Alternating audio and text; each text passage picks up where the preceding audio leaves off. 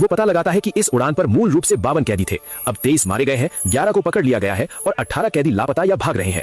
जब सिडनी को पता चलता है कि न केवल 18 कैदी स्थान पर अज्ञात हैं, बल्कि एक जेल गार्ड भी सुरक्षित है, तो वो इस गार्ड से मिलने का अनुरोध करता है। लेकिन फ्रैंक दावा करता है कि दूसरी पार्टी बहुत गंभीर रूप से घायल है और अस्पताल में इलाज प्राप्त कर रही है। सिडनी के अनुरोध को अस्वीकार करता है। इस स्थिति को देखकर सिडनी के पास हेवलॉक के बारे में जानकारी प्रकट करने के अलावा कोई विकल्प नहीं है। अफवाहें हैं कि CIA के अंदर एक बेहद खतरनाक मोल है जो विदेशी देशों को गुप्त खुफिया जानकारी प्रदान कर रहा था। पिछले महीने तक जब अफवाहें तथ्य बन गई, हेवलॉक गायब हो गया। उसे CIA का कहा जाता था और वो उसके साथ गायब हो गया। किसी कारण से हमारे अच्छे भाई ने पलटी मारी और कहानी को वास्तविक बना दिया। लेकिन मैं गारंटी देता हूं कि हेवलॉक ने 30,000 मीटर की जेल में जो कुछ भी योजना बनाई है वो केवल शुरुआत है। अगले दिन मौसम स्टेशन पुलिस स्टेशन को रिपोर्ट करता है कि 30 किलोमीटर दूर उनके अवलोकन बिंदु पर उनका स्टाफ अब मौसम स्टेशन मुख्यालय से संपर्क नहीं कर सकता।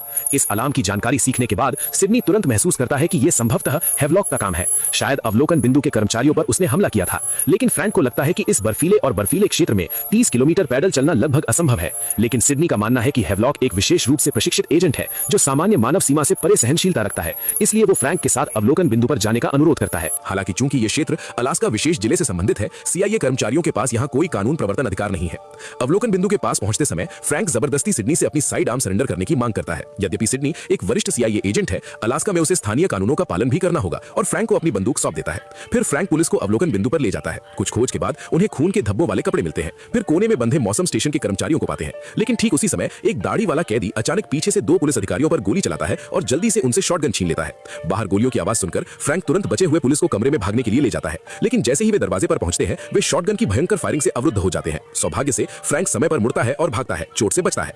गोलियों की आवाज सुनकर सिडनी अब हथियार के बिना केवल पास की एक कुल्हाड़ी उठा सकता है और लड़ाई में शामिल हो सकता है। लेकिन जब कमरे में भागने वाली पुलिस सावधानी पूर्वक जांच करती है तो उन्हें पता चलता है कि कमरा पहले से ही खाली है। इस समय बाहर भौंकने की आवाज सुनकर पुलिस तुरंत बाहर भागती है। वे दाढ़ी वाले कैदी को देखते हैं, लेकिन पुलिस उसके आदेशों को नजरअंदाज कर देती है। ठीक उसी समय सिडनी जंजीर से बंधे कुत्ते को पागलपन से भौंकते हुए देखता है। वो एक त्वरित निर्णय लेता है और कुल्हाड़ी का उपयोग करके कुत्ते को पकड़ने वाली जंजीर को काट देता है। कुत्ता अपने घर की रक्षा के लिए उत्सुक लापरवाही से दाढ़ी वाले आदमी पर झपटता है, तुरंत उसे गिरा देता है और क्रूरता से काटता है। जब सिडनी जांच करने के लिए आगे बढ़ता है तो उसे पता चलता है कि दाढ़ी वाले आदमी की गर्दन में श्वास नली काट दी गई है और वो बर्फ में मर गया है। हालांकि दाढ़ी वाला आदमी बेहद उग्र और हिंसक था, सिडनी की पुष्टि के बाद वो हैवलॉक नहीं है जिसका सभी पीछा कर रहे हैं। जब सभी पुलिस स्टेशन लौटते हैं तो उन्हें CIA द्वारा भेजे गए सभी कैदियों और गार्डों की तस्वीरें मिलती हैं। सिडनी, जो अपने काम में हमेशा सूक्ष्म होता है, तस्वीरों के साथ एक एक करके शवों की तुलना करता है। परिणाम से पता चलता है कि कैदी की वर्दी पहने एक व्यक्ति वास्तव में ग्रेंजर नाम का एक एयर मार्शल है।